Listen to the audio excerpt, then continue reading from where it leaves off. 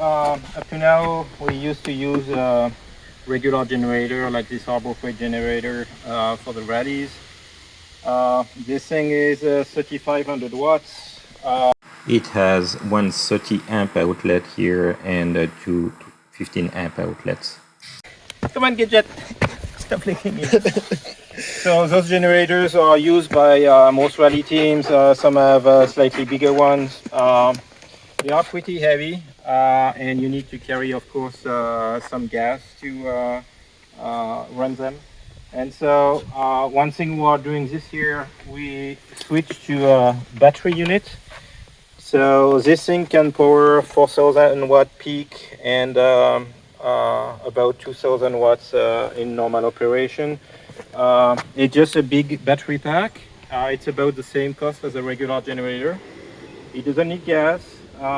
If you want to recharge it, you can plug it in the wall, or when you are going to rallies, we have this little foldable solar panel that just fold in a little suitcase like this, that you can just deploy and plug in. And if you have a sunny rally, it will charge the battery during the rally. You can put that on the trailer or on the back of the truck.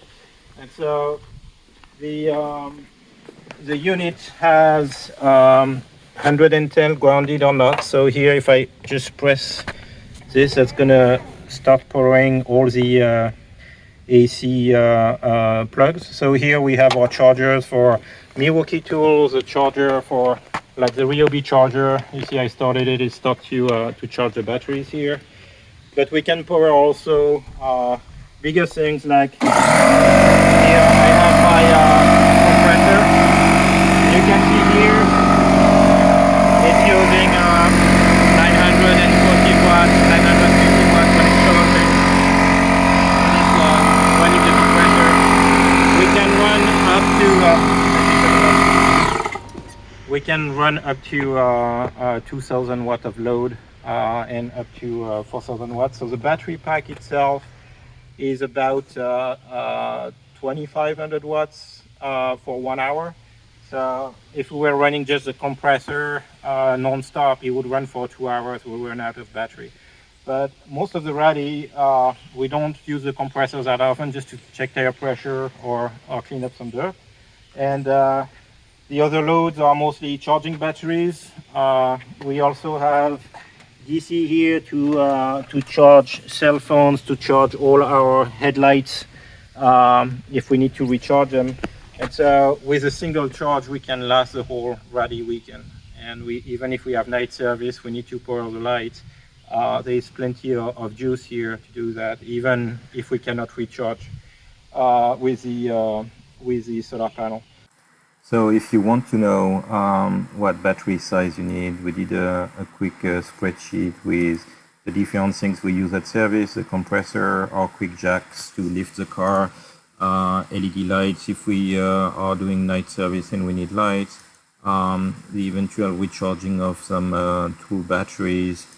We can also run the welder actually from this battery pack. So if we had a quick weld to do like 3 minutes of using the welders, or we have actually a battery operated grinder, but if we needed to run a grinder on 112, a 4-amp grinder, like for 10 minutes, that gives us here the watts that the item is using, how many minutes we would use it for, meaning at full load, and that gives us the watt hour required. So if you run a compressor at 950 watts for 1 hour, it would require 950 watt hour.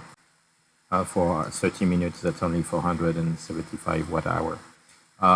And there's also some little things that you would run from the DC load, like mostly things that charge to USB, and that's actually very little load.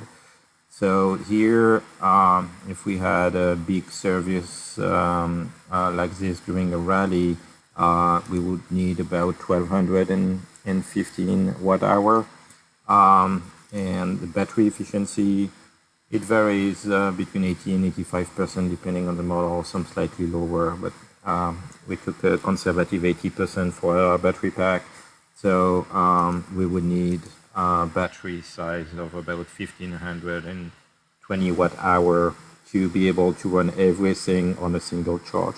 And our battery is 2200 watt hour, so it's plenty for our needs during service at the rally. And that's not counting that you can also recharge from the solar panel or even from a 12 volt from a vehicle.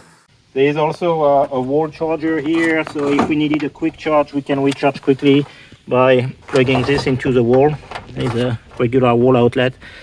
And so that might be a way to be a little bit greener at service for the same cost of a generator.